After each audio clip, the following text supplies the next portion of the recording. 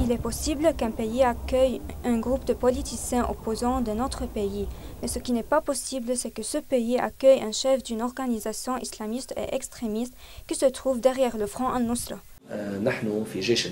Nous, dans l'armée de l'islam, nous félicitons nos frères du front al-Nusra.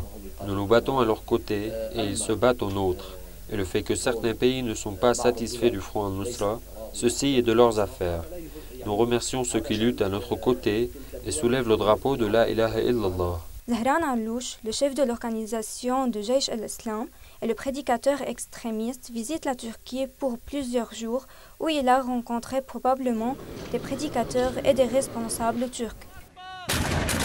Al-Louch est le seul responsable de la mort des centaines d'opposants ou loyalistes du gouvernement syrien. Cet homme célèbre qui a bombardé les quartiers résidentiels de Damas par les missiles et les obus mortières et qui est entré au territoire turc comme un politicien ou un militant des droits humains.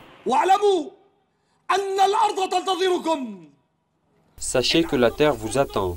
Si vous faites bien le djihad et vous vous tenez à Allah, vous recevrez de bonnes nouvelles et sachez que le paradis est sous les épées. Ses adversaires, qui étaient ses alliés d'autres organisations, l'appellent la sommeur de la ville de Douma, qui se situe à la banlieue de Damas. Cet homme a tué des centaines de ses adversaires pour reprendre son pouvoir à Douma, et il appelle lui-même le chef de Ghouta al-Sharqiyya. Il a également tué le soi-disant Al-Umma armée et tous ses dirigeants. Je vous ai déjà dit que la démocratie que nous voyons aujourd'hui dans le monde est la plus forte dictature.